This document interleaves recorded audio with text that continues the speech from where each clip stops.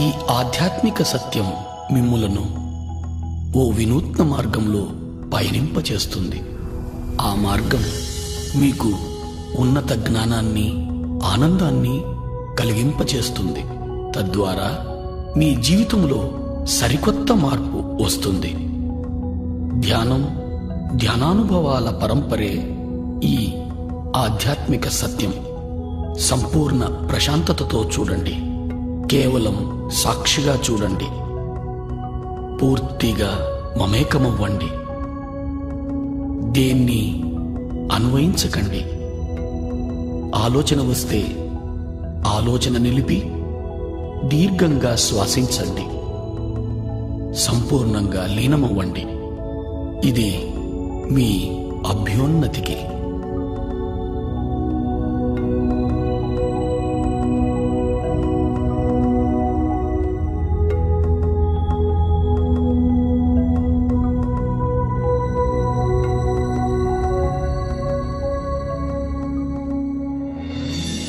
ఈ మహావిశ్వంలో మన ఉనికి అణుమాత్రమే.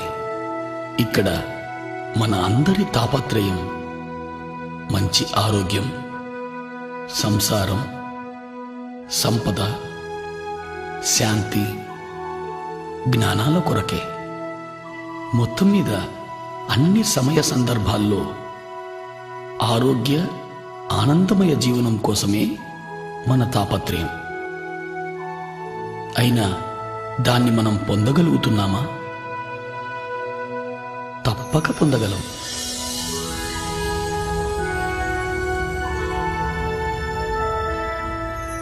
విశ్వశక్తిని, ఆత్మజ్ఞానాన్ని అర్థం చేసుకున్నప్పుడు మాత్రమే అది సాధ్యమవుతుంది.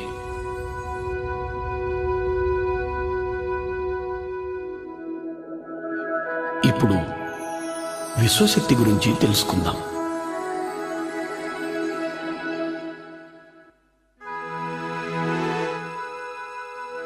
ఈ మహావిశ్వమంతా వ్యాపించి ఉన్నదే విశ్వశక్తి. విశ్వంలోని గ్రహాలు, మనుషులు, చెట్లు, అణువులు, పరమాణువులలో మరియు వాటి మధ్య ఉన్న శక్తే ఈ విశ్వశక్తి. ఈ మహావిశ్వాన్ని సమస్థితిలో ఉంచగలిగేదే విశ్వశక్తి. విశ్వశక్తి ప్రాణశక్తిగా కూడా పిలువబడుతూ ఉంది. మన అభ్యున్నతికి మూలం ఈ విశ్వశక్తి. మన నడత, నడవడికల ఆధారం ఈ విశ్వశక్తి. మనలను నడిపే ఇంధనమే ఈ విశ్వశక్తి.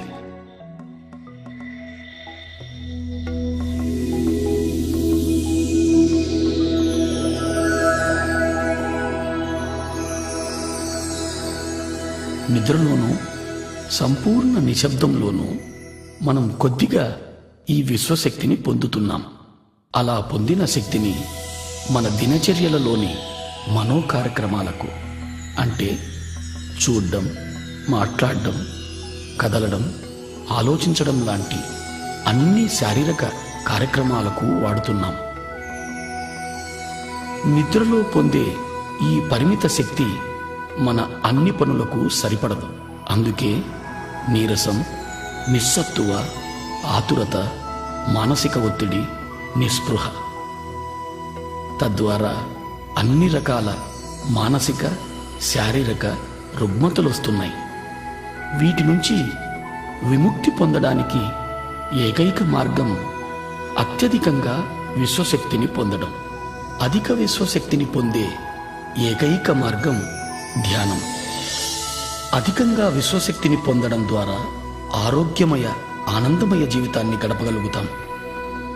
మనమున్న స్థితిలో సంపూర్ణంగా ఇమడగలుగుతాం.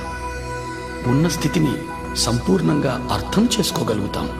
ఉన్న స్థితిలో జ్ఞానాన్ని పొందగలుగుతాం. చివరకు ఆత్మోన్నతికి కూడా ఈ విశ్వశక్తే దోహదం చేస్తుంది. అధికంగా విశ్వశక్తిని పొందే మార్గం ధ్యానం.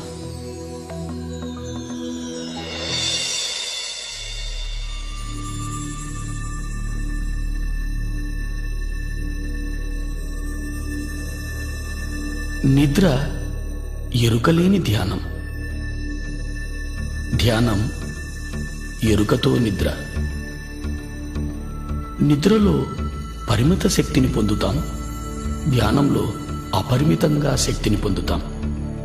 ఈ శక్తి మన శారీరక, మానసిక, బుద్ధి, ఆధ్యాత్మిక శక్తులను ప్రభావితం చేస్తుంది. ఇది మన అతీంద్రియ శక్తులను కూడా ప్రభావితం చేస్తుంది. ధ్యానం ద్వారా మనం పొందే శక్తి వల్ల శారీరక ఆరోగ్యం, మానసిక ప్రశాంతత, ఉన్నత విచక్షణ జ్ఞానం పొందుతాం. మహాద్భుత జ్ఞానాన్ని పొందడానికి ఏకైక మార్గం ధ్యానం. దైనందిక జీవితంలో కూడా అత్యున్నత స్థానాన్ని పొందడానికి ధ్యానం ఎంతో దోహదం చేస్తుంది. ధ్యానం అంటే మరేమీ కాదు, ఎరుకతో మనలోకి మనం చేసే ప్రయాణం. ధ్యానంలో మన చైతన్య పదార్థం శరీరం నుంచి మనసుకు, మనసు నుంచి బుద్ధికి, బుద్ధి నుంచి ఆత్మకు ఎరుకతో ప్రయాణం చేస్తుంది. ధ్యానం కోసం మనం మొదట శరీరాన్ని, మనసును నిలువరింపచేయాలి. అంటే శారీరక కదలికలను, చూడటాన్ని, మాట్లాడటాన్ని, ఆలోచించటాన్ని నిలిపివేయాలి. ఇప్పుడు ధ్యానం ఎలా చేయాలో తెలుసుకుందాం.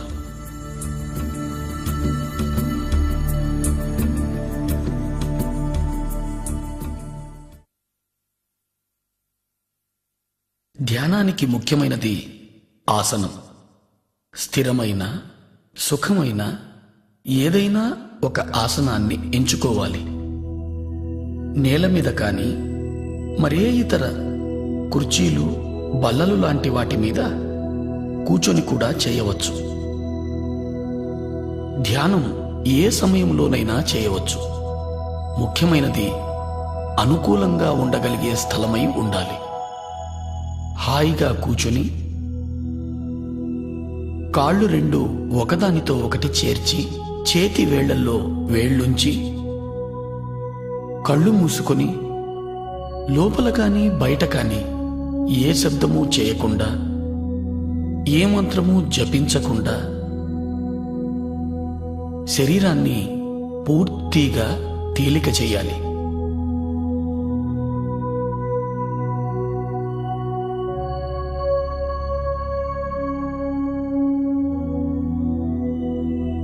మనం కాళ్లను కలిపి చేతివేళ్లల్లో వేళ్లు కలపడం ద్వారా మన చుట్టూ శక్తి వలయం ఏర్పడుతుంది. మన ఆసనంలో స్థిరత్వాన్ని పెంచుతుంది.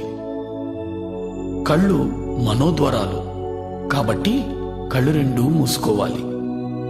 మంత్రోచ్చారణ కానీ, మరే ఇతర శబ్దం కానీ చేయడం మనసు చేసే పని కాబట్టి దాన్ని సంపూర్ణంగా నిలిపివేయాలి. ఎప్పుడు శరీరం సంపూర్ణంగా స్థిమితమవుతుందో అప్పుడు చైతన్యం శరీర పదార్థం నుంచి మనోబుద్ధి పదార్థాల వైపు ప్రయాణం చేస్తుంది. మనస్సు మరేమీ కాదు, ఆలోచనల పుట్ట. అనుక్షణం ఎన్నో ఆలోచనలు మొదలవుతూనే ఉంటాయి. వాటి వెనుక మరెన్నో ప్రశ్నలు, తెలిసినవి, తెలియనివి. చైతన్య పదార్థాన్ని మనోబుద్ధి పదార్థాల నుంచి ఆత్మవైపు ప్రయాణింపచేయడానికి మనం చేయవలసిన పని మన సహజమైన శ్వాసను గమనించడం. గమనించడం అనేది ఆత్మ యొక్క ప్రక్రియ. సాక్షిభూతంగా సహజ శ్వాసను గమనిస్తూ ఉండాలి. ప్రయత్నపూర్వకంగా శ్వాస ప్రక్రియను చేయరాదు. తనకు తానుగా శ్వాస ప్రక్రియ జరుగుతూ ఉండాలి. సాక్షిగా సహజమైన శ్వాసను గమనిస్తూ ఉండాలి. ఇదే ధ్యానానికి మూలం. ఇదే ధ్యానానికి మార్గం.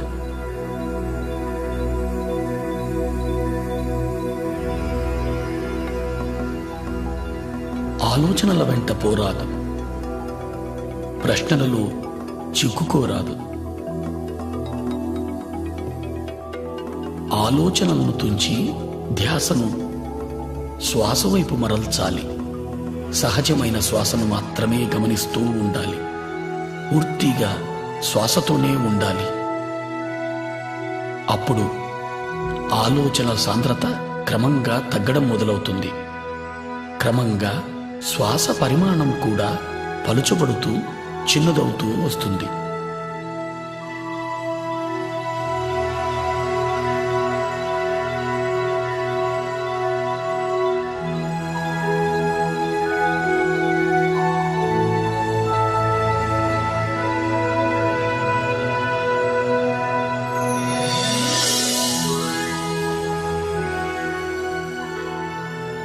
చివరకు పూర్తిగా చిన్నదై రెండు కన్నుమొమ్మల మధ్య చిన్న వెలుగుగా ఉండిపోతుంది.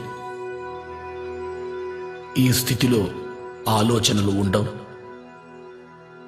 శ్వాస కూడా ఉండదు. ఇదే ఆలోచన రహిత స్థితి. ఇదే నిర్మల స్థితి. ఇదే ధ్యాన స్థితి.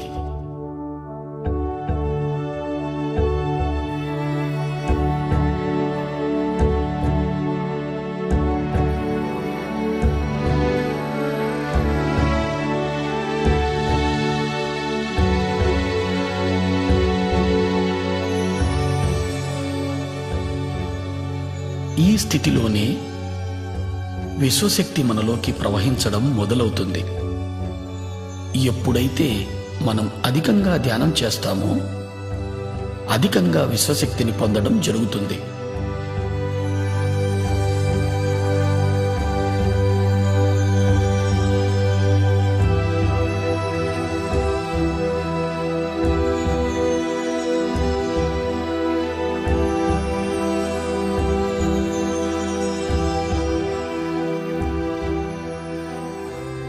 అలా పొందిన విశ్వశక్తి మన ప్రాణమయ శరీరంలోకి ప్రవహిస్తుంది.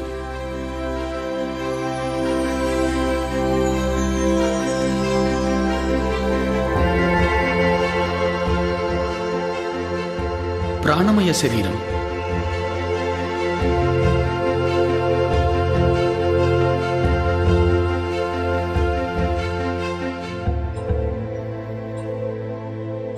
ఈ ప్రాణమయ శరీరం సుమారు 72,000కు పైగా నాడులతో నిర్మితమై శరీరం అంతా వ్యాపించి ఉంది. ఈ నాడులన్నీ తలపై మధ్య భాగం నుంచి మొదలవుతాయి. ఈ మొదలయ్యే భాగాన్ని బ్రహ్మరంధ్రము అంటారు.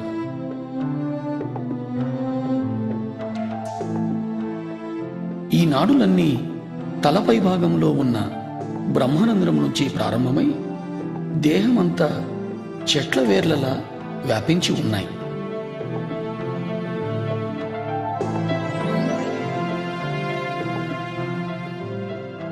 ఈ ప్రాణమయ శరీరమే మన జన్మ నిర్మాణానికి మూలం. ఈ ప్రాణమయ శరీరమే మన నడతకు, నడవడికకు ఆధారం.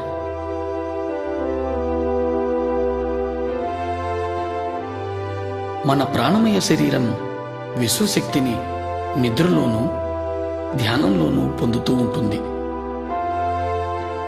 ఇలా పొందిన విశ్వశక్తిని మన శరీరము, మనసు, బుద్ధి చేసే పనులకు వాడుతూ ఉన్నాం. అనగా శారీరక ప్రక్రియలు, చూడడం, మాట్లాడడం, ఆలోచించడం మొదలైనవి. ఈ ప్రక్రియలన్నీ కూడా మనము తీసుకునే విశ్వశక్తిపైనే సంపూర్ణంగా ఆధారితమై ఉన్నాయి.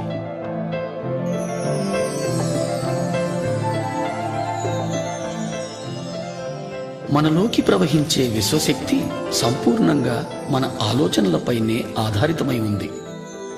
మనకు ఆలోచనలు ఉన్నప్పుడు మనలోకి విశ్వశక్తి ప్రవాహం నిలువరింపబడుతూ ఉంది. అనగా ఆలోచనలు మన విశ్వశక్తిని అడ్డగిస్తున్నాయి. ఎప్పుడైతే విశ్వశక్తి ప్రవాహం ప్రాణనాడులలో తగ్గుతుందో అప్పుడు ప్రాణనాడులు కుంచుకుపోతాయి. అలా కుంచుకుపోవడం వలన ప్రాణమయ శరీరంలో మచ్చలు ఏర్పడతాయి. ఆ మచ్చలే క్రమంగా స్థూల శరీరంపై వ్యాధులుగా రూపాంతరం చెందుతాయి. అంటే అన్ని రోగాలకు మూలం ప్రాణమయ శరీరంలో ప్రాణశక్తి లోపం.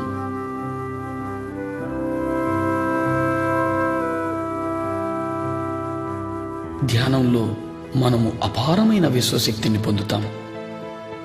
ఆ శక్తి మన ప్రాణమయ శరీరంలోని అన్ని నాడులలోనూ ప్రవహిస్తుంది.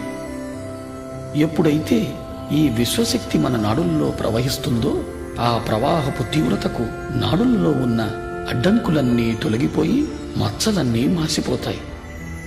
ఎప్పుడైతే మచ్చలన్నీ మాసిపోతాయో అప్పుడు మనం అన్ని రకాల రుగ్మతల నుంచి విముక్తి పొందగలుగుతాం.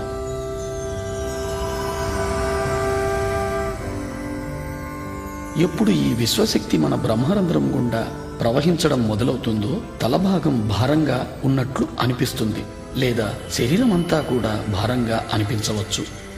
ప్రాణనాడులలో ప్రాణశక్తి ప్రవహిస్తూ శుద్ధి చేస్తున్నప్పుడు ఆ ప్రదేశంలో దురద పెట్టినట్టు గాని నొప్పిగా గాని అనిపించవచ్చు.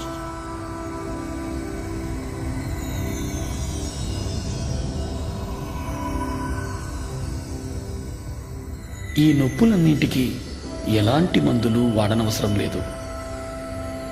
ధ్యాన సమయాన్ని పెంచడంతో ఈ నొప్పులన్నీ తగ్గిపోతాయి.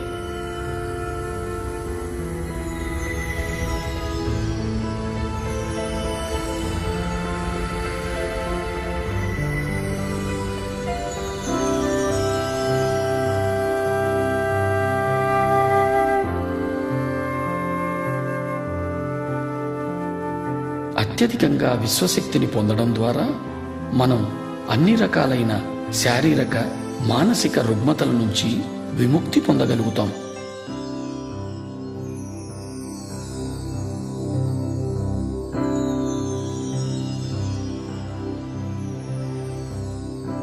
ధ్యానాన్ని పిరమిడ్లో చేస్తే ధ్యాన స్థితి మనము 3 రెట్లు తొందరగా పొందగలుగుతాం. ఇప్పుడు మనం పిరమిడ్ యొక్క శక్తిని గురించి తెలుసుకుందాం.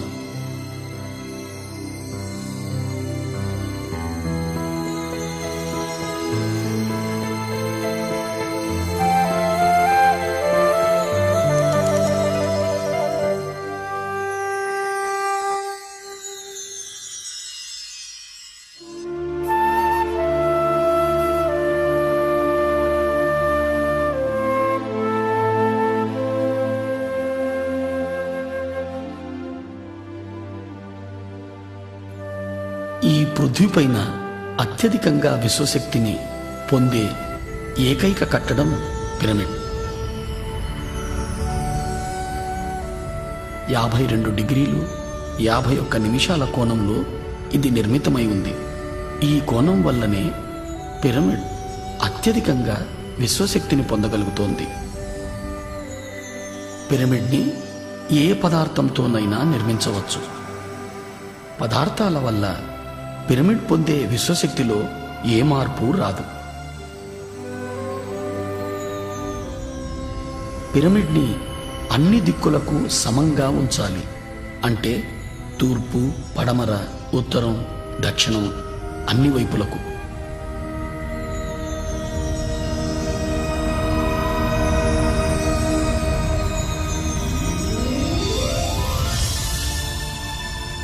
పిరమిడ్లో విశ్వశక్తి కింద నుంచి 3/1 ఎత్తులో అన్ని వైపుల నుంచి కేంద్రీకృతమై ఉంటుంది.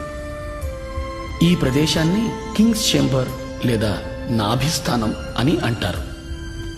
విశ్వశక్తి ఈ నాభిస్థానంలో అత్యధికంగా ఉంటూ పిరమిడ్ అంతా వ్యాపించి ఉంటుంది.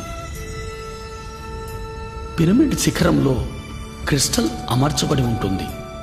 ఆ క్రిస్టల్ విశ్వశక్తిని రెట్టింపు చేస్తూ పిరమిడ్ అన్ని వైపులకు సమంగా వ్యాపింపచేస్తుంది. పిరమిడ్లో నిర్మల స్థితి లేదా ఆలోచన రహిత స్థితి 3 రెట్లు తొందరగా పొందగలుగుతాం.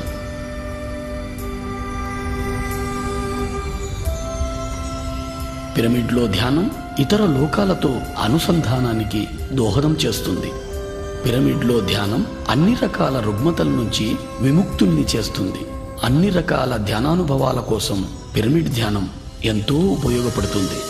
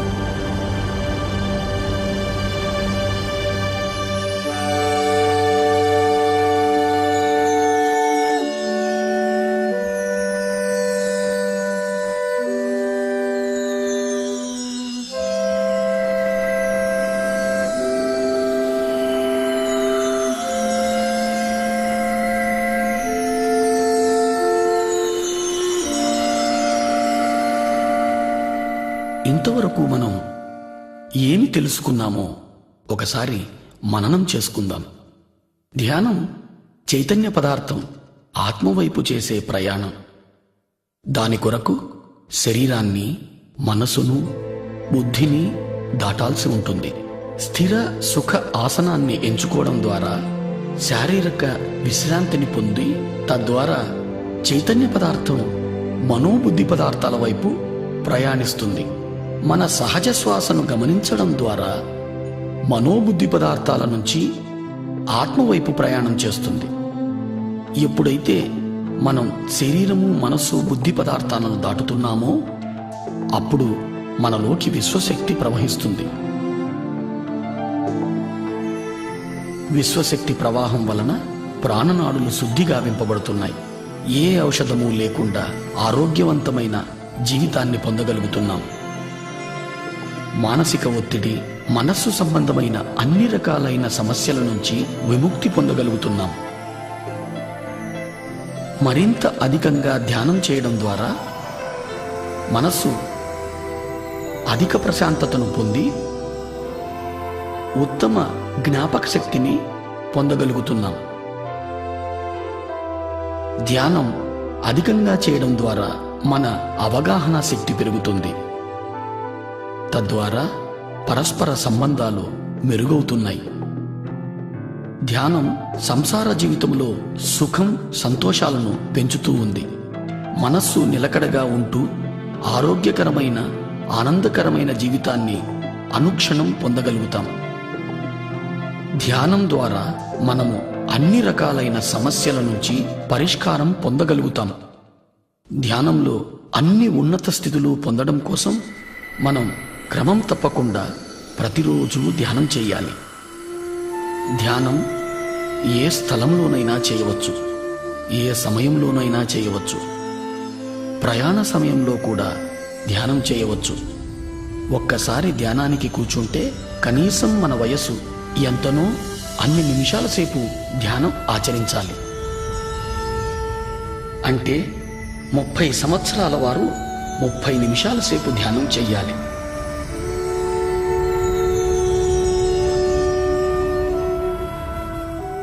ధ్యానం కోసం సంసార జీవితాన్ని త్యజించనవసరం లేదు. ప్రతి ఒక్కరూ ధ్యానం చెయ్యాలి. ధ్యానం 5వ ఏట నుంచే చిన్నపిల్లలు మొదలు పెట్టవచ్చు. చిన్నపిల్లలు ఉత్తమంగా ధ్యానం చేయగలుగుతారు.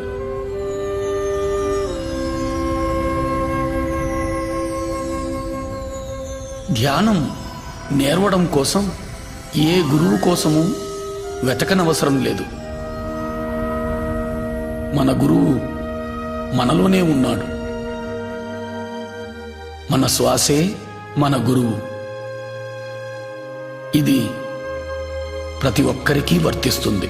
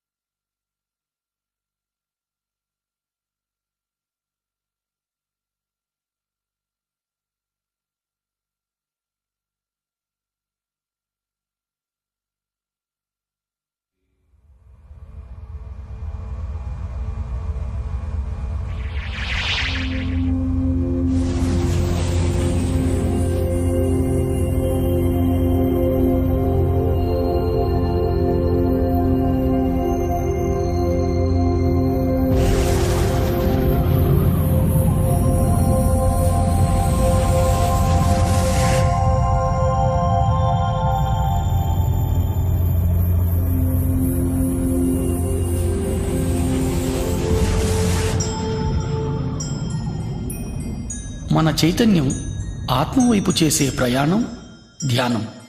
ధ్యాన స్థితిని పొందడానికి శరీరాన్ని, మనసును నిలువరింపచేయాలి.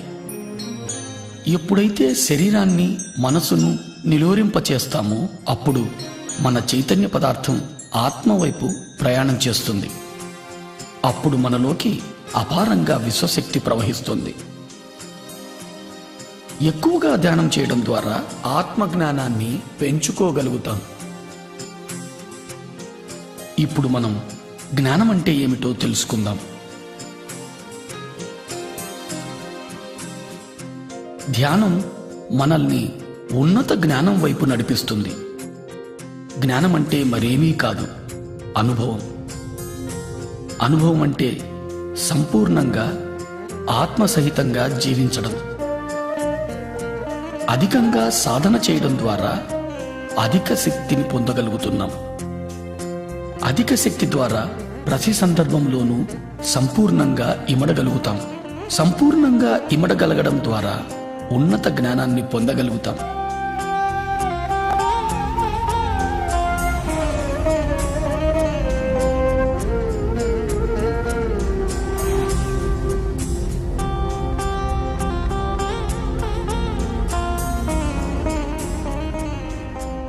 జ్ఞానం ద్వారా ఉన్నతమైన అవగాహన శక్తిని పెంపొందించుకోగలుగుతాం. తద్వారా ముక్తిని సాధించగలుగుతాం. ఈ ఉన్నత అవగాహన శక్తి ద్వారా మనం శరీరం మాత్రమే కాదు, అద్భుతమైన జీవులని తెలుసుకుంటాం. మనమున్న ప్రతి స్థితి మనకు అవగతమవుతూ ఉంటుంది. ప్రతి స్థితి అవగతం అవడం ద్వారా అన్ని రకాల సమస్యల నుంచి అతి సునాయాసంగా బయటపడగలుగుతాం. ఉన్నత జ్ఞానము, ఉన్నత శక్తి మన చైతన్యపు ఉన్నతికి దోహదం చేస్తుంది. ఈ ఉన్నతి కోసమే పృథ్వీపైకి మన ప్రయాణం. ఉన్నత జ్ఞానము, ఉన్నత ఇంద్రియాలైన దివ్యచక్షువు, సూక్ష్మ శరీరాల ద్వారా పొందుతాం.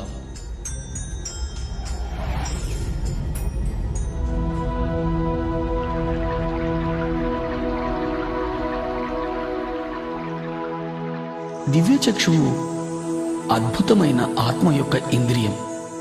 ఉన్నత లోకాల్లో చూడటానికి, వినడానికి, అనుభూతి పొందడానికి ఉపయోగపడే అద్భుతమైన ఇంద్రియమే ఈ దివ్యచక్షువు.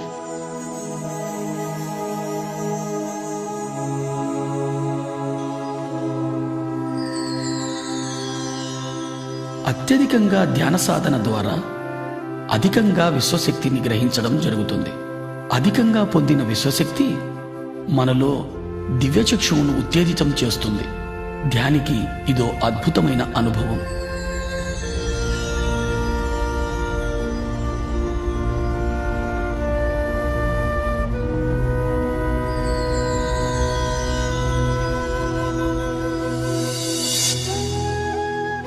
దివ్యచక్షువు ఉత్తేజితమవుతున్న సందర్భంలో నొసటి భాగంలో రెండు కనుబొమ్మల నడుమ నొప్పిగా కాని, లాగినట్టు కాని అనుభూతులు కలుగుతాయి.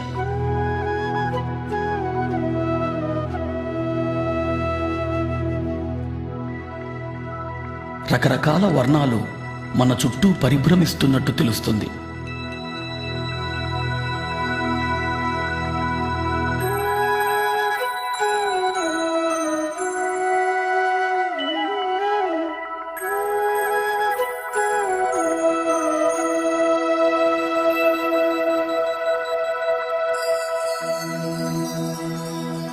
మన చుట్టూ నడక శబ్దం, గుసగుసల శబ్దం వినపడుతున్నట్లు అనిపిస్తుంది.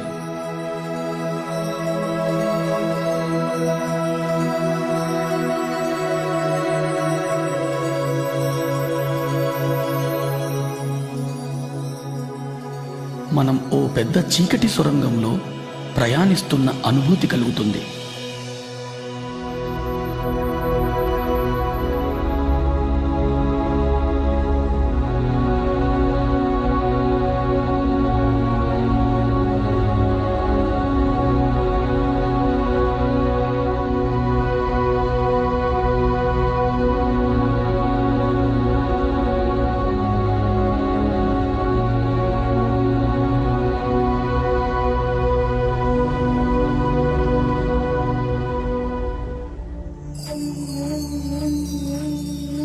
ఎప్పుడైతే ప్రాణమయ శరీరం సంపూర్ణంగా విశ్వశక్తిని పొందుతుందో అప్పుడు దివ్యచక్షువు పరిపూర్ణమవుతుంది.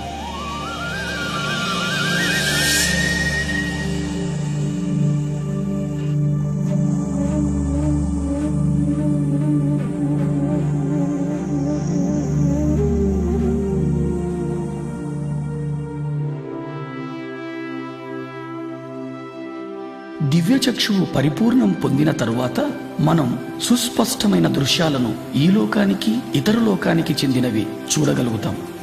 ఈ పరిపూర్ణత వలన ప్రతి దృశ్యము సాధారణ కళ్ళ కంటే కూడా ఎంతో స్పష్టంగా చూడగలుగుతాం.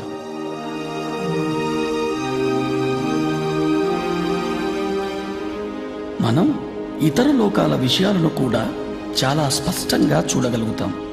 మనం ఎక్కడో జరిగే విషయాలను ఇక్కడ నుంచే స్పష్టంగా చూడగలుగుతాం.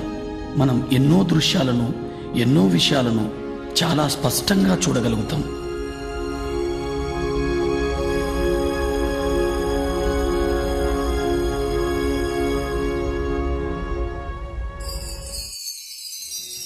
ఎన్నో రకాల శబ్ద తరంగాలను అంతరంగంలో వినగలుగుతాం.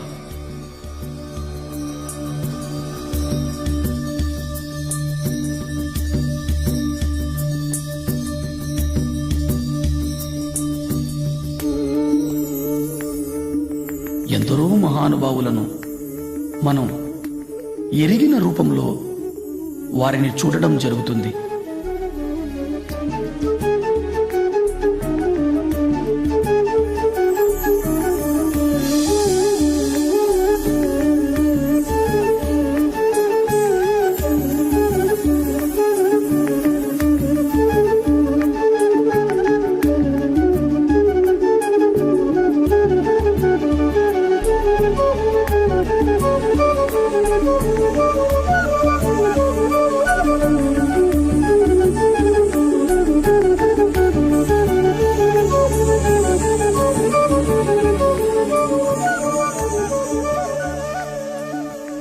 ఇంకా అధికంగా ధ్యానం చేయడం ద్వారా వ్యక్తి రూపంగా కనిపించే మహానుభావులు జ్యోతి రూపంలో కనిపించడం జరుగుతుంది. జ్యోతి రూపంలో కనిపించినా అది ఏ మహానుభావునికి సంబంధించిందో మనం స్పష్టంగా తెలుసుకోగలుగుతాం. మహానుభావుల నుంచి సందేశాలు వినగలుగుతాం.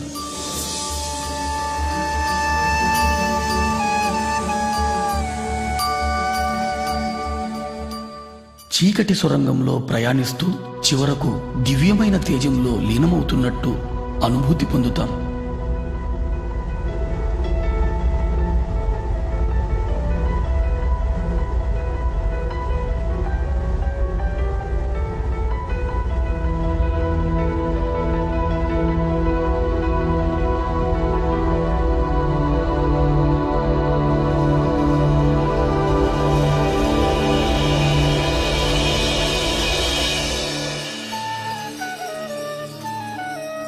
మహానుభావుల సందేశాల ద్వారా ఇతర లోకాల వాస్తవాలను చూడడం ద్వారా అంతరంగంలో ఏర్పడే అనుభూతుల ద్వారా మనం మన సమస్యలన్నిటికీ పరిష్కార మార్గాన్ని పొందగలుగుతాం.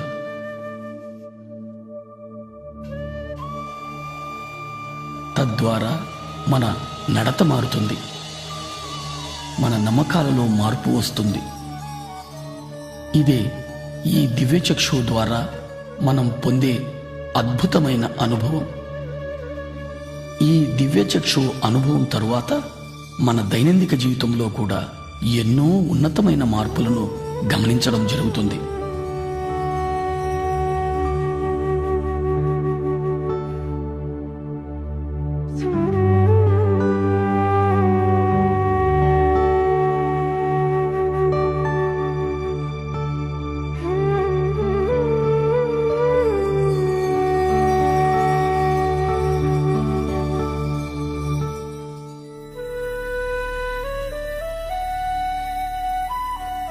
ఆత్మ యొక్క మరో ఇంద్రియమే ఈ సూక్ష్మ శరీరం.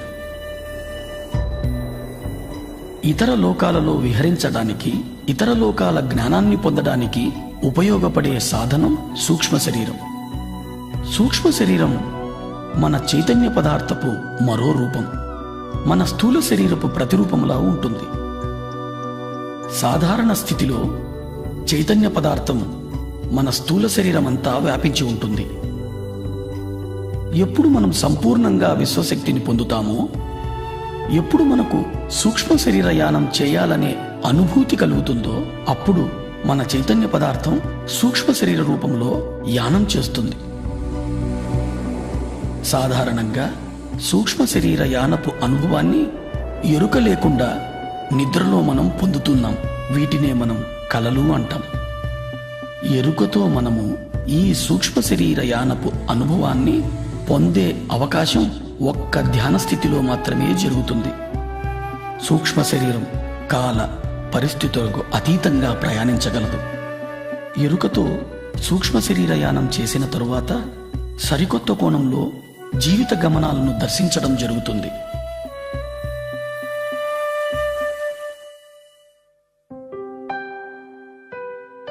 ధ్యానంలో అత్యధికంగా విశ్వశక్తిని పొందినప్పుడు శరీరమంతా వ్యాపించి ఉన్న చైతన్య పదార్థం ఒక కేంద్రం వైపు ప్రయాణించడం జరుగుతుంది. చైతన్య పదార్థం కేంద్రం వైపు ప్రయాణించేటప్పుడు స్థూల శరీరంలో కదలికలు ఏర్పడతాయి.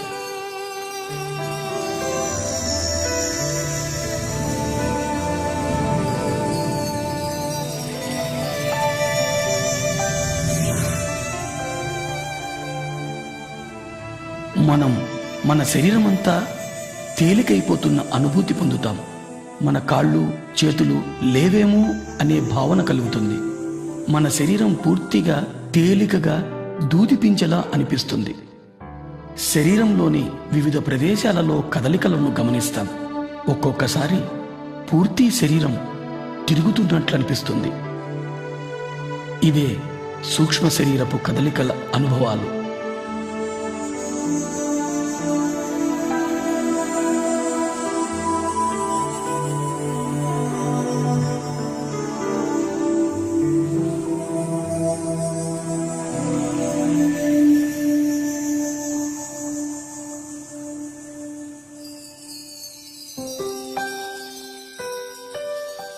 తీవ్ర ధ్యాన సాధన చేయడం ద్వారా అత్యధిక విశ్వశక్తిని పొందడం జరుగుతుంది. శరీరమంతా వ్యాపించి ఉన్న చైతన్య పదార్థం సూక్ష్మ శరీర రూపం ధరించి విపరీతమైన వేగంతో కదలడం జరుగుతుంది. తద్వారా స్థూల శరీరంలో కదలికలు ఏర్పడతాయి. ఆ కదలికల తరువాత సూక్ష్మ శరీరం స్థూల శరీరం నుంచి వెలుపలికి వస్తుంది.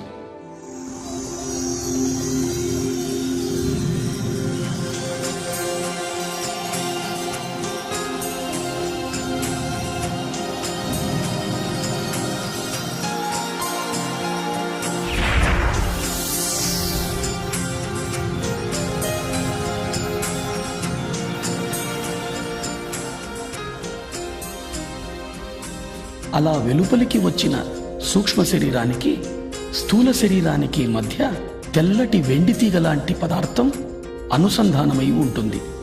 దీనినే సిల్వర్ కార్డ్, పాశము అంటారు.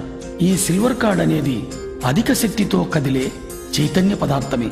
ఇది స్థూల శరీరం నుంచి సూక్ష్మ శరీరానికి, సూక్ష్మ శరీరం నుంచి స్థూల శరీరానికి సమాచారాన్ని చేరవేస్తూ ఉంటుంది.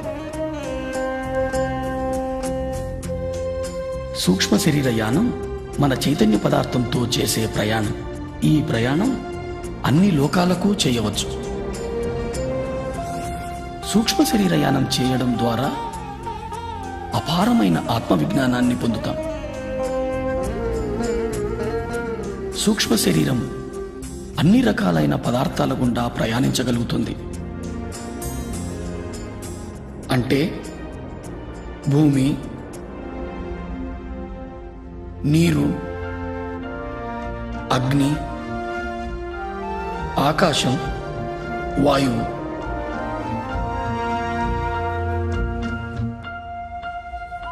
సూక్ష్మ శరీరం అన్ని లోకాలలోనూ ఎటువంటి అడ్డంకులు లేకుండా విహరించగలుగుతుంది.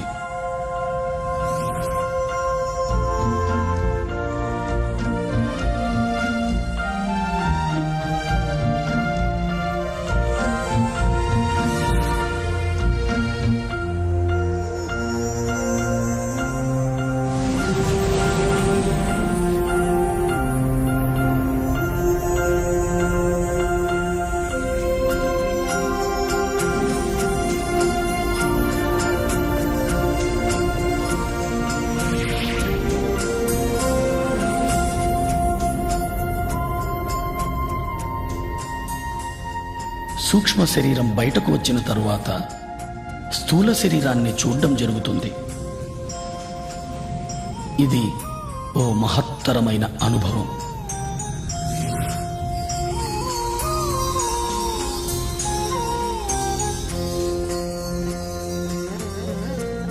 ఈ అనుభవం తరువాత సంపూర్ణంగా నేను స్థూల శరీరం కాదు, స్థూల శరీరంలో వసిస్తున్నాను అనే విషయాన్ని స్పష్టంగా అవగాహన చేసుకోగలుగుతాం. ఇదో మహద్భుతమైన అవగాహన. ప్రతి ఒక్కరూ ఈ అనుభవాన్ని తప్పక పొందాలి. ఈ అనుభవం పొందిన తరువాత మనం ఏర్పరచుకున్న పరిమితులన్నీ తొలగిపోతాయి. మనము అపరిమితులమని అర్థం చేసుకోగలుగుతాం. ఈ అనుభవం తరువాత నేను అంటే చైతన్య పదార్థం అని స్పష్టంగా అవగతమవుతుంది.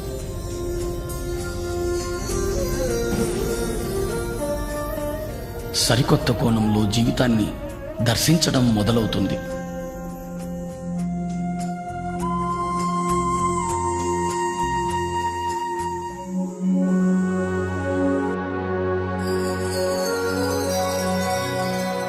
నిర్వాణ.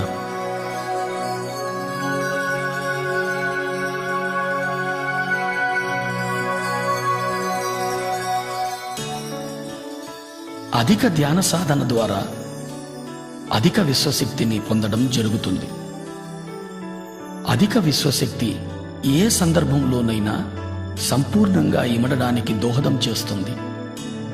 సంపూర్ణంగా ఇమడడం అంటే శరీరము, మనస్సు, బుద్ధి, ఆత్మలతో సందర్భంలో మమేకమవ్వడం, తద్వారా సందర్భంలోని సంపూర్ణ జ్ఞానాన్ని పొందడం.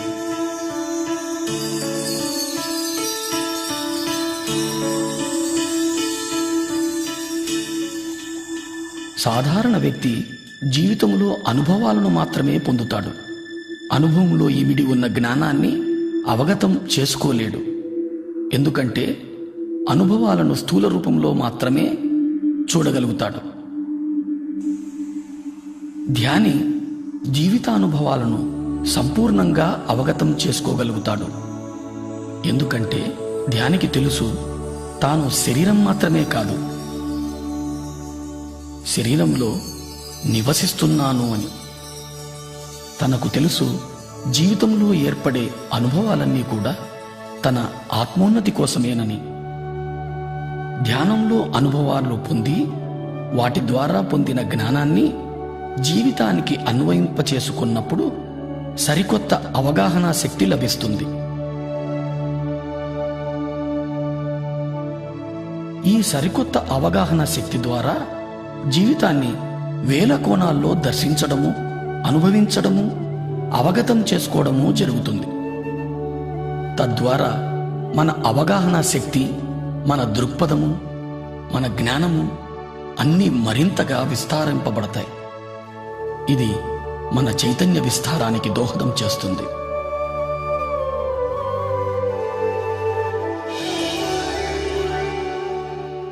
ఈ స్థితిని ధ్యానంలో 1000 రేకుల బంగారు కమలం వికసిస్తున్న అనుభవంగా పొందుతాం.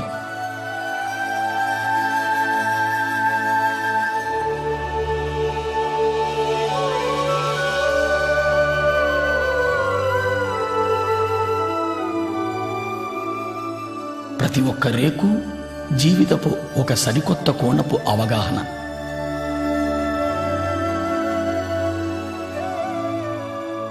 ఇలా వేల కోణాల్లో జీవితాన్ని దర్శించగలిగినప్పుడు ఇతర జీవరాశుల మీద కూడా అవగాహన పెరుగుతుంది. ఈ అనుభవం ద్వారా మనకు చాలా స్పష్టంగా అర్థమయ్యే సత్యం మనకు చావు లేదు అని, మనం సదా జీవించి ఉన్న చైతన్య పదార్థాలు అని. పుట్టుక, చావుల సంపూర్ణ జ్ఞానాన్ని అవగతం చేసుకోగలుగుతాం.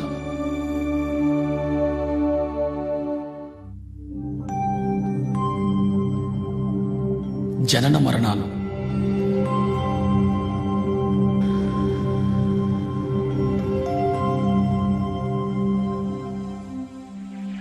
మనం విశ్వ చైతన్యం నుంచి అంశగా విడివడి పృథ్వీపైకి చేరుతున్నాం.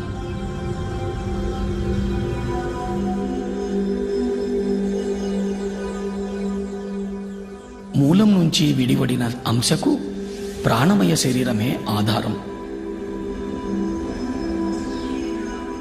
ఈ పృథ్వీపైకి మన రాకకు కారణం రకరకాల అనుభవాల జ్ఞానాన్ని పొందడం కోసమే. దాని కొరకు మనం గర్భాన్ని, తల్లిదండ్రులను, పరిసరాలను, పరిస్థితులను ఎంచుకొని వస్తాం. జన్మ విచారం మొత్తం ఆత్మ ఎరుకలో ఉంటుంది. గర్భాన్ని ఎంచుకున్న తరువాత అంశ గర్భంలో చేరుతుంది. ఎప్పుడైతే అంశ గర్భాన్ని చేరుతుందో గర్భస్థ శిశువుకు ప్రాణం చేకూరుతుంది.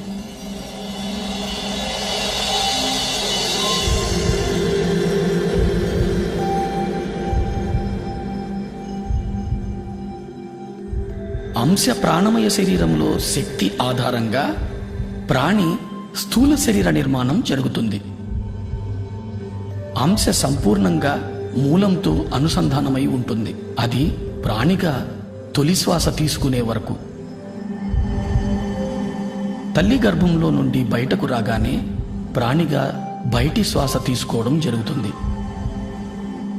ఇదే జననము అంటారు.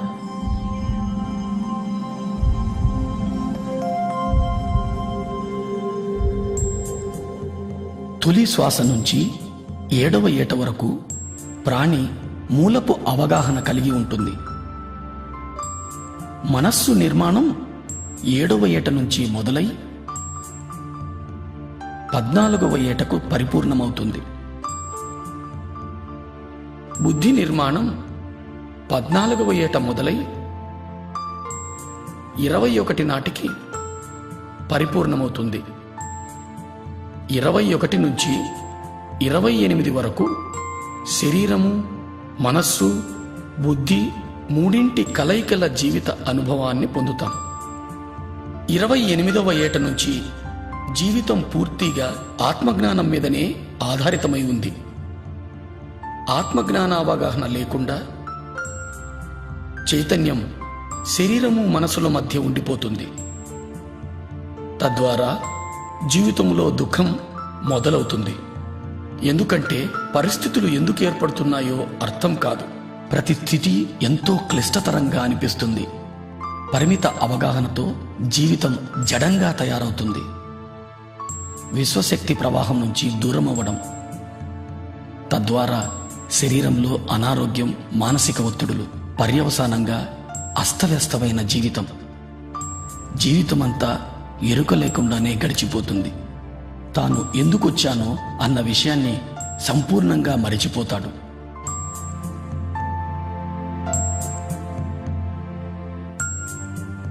అస్తవ్యస్త అవగాహనల మూలంగా యవ్వనం, వృద్ధాప్యం గడిపి చివరకు శరీరం వదిలిపోతాడు. దీన్నే మనం చావు అంటాం.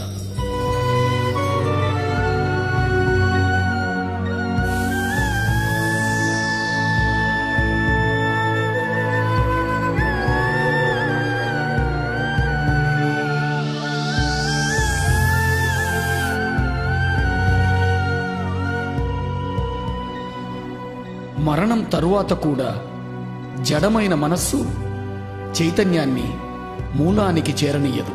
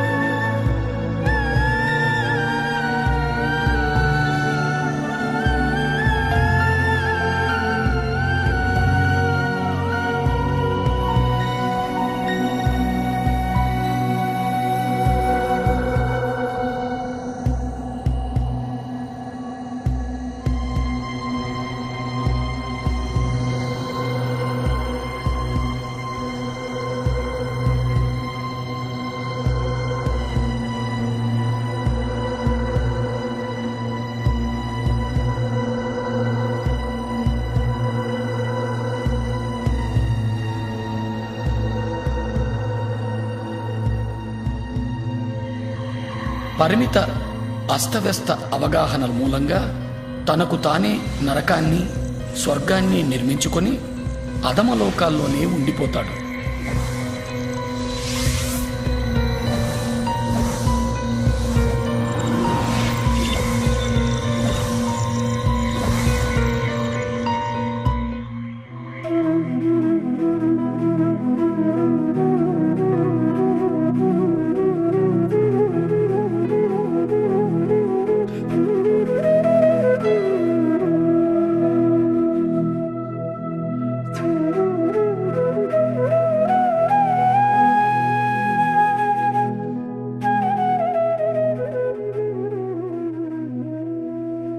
మన చైతన్యాన్ని ఆత్మలో అనుసంధానం చేసి జీవించడం జరుగుతుందో అప్పుడు అన్ని సందర్భాలలోనూ ఆనందమయంగానే జీవించడం జరుగుతుంది.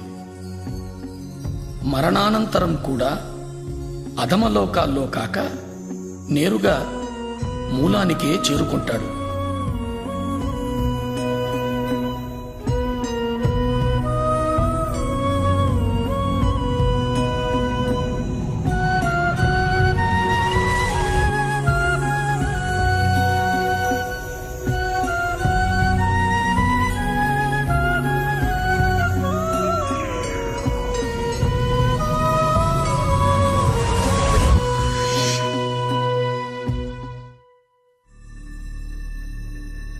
దివ్యచక్షువు సూక్ష్మ శరీరయాన అనుభవాల ద్వారా, జనన మరణ అవగాహనల ద్వారా శరీరము, మనస్సు, బుద్ధి, ఆత్మ, చైతన్య పదార్థము, విశ్వశక్తుల సంపూర్ణ అవగాహన ఏర్పడుతుంది.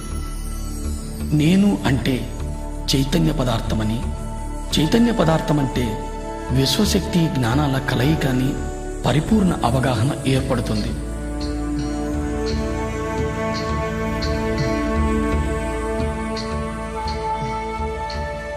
ఈ అవగాహనతో జీవితాన్ని సాగించగలిగినప్పుడు ఇతర లోకాల నిర్మాణానికి, ఈ మహావిశ్వ నిర్మాణానికి సంబంధించిన జ్ఞానం పొందడం జరుగుతుంది.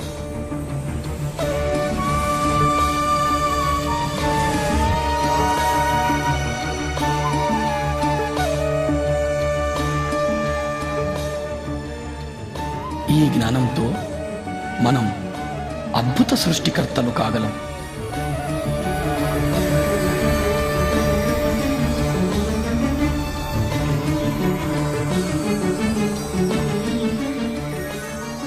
అప్పుడు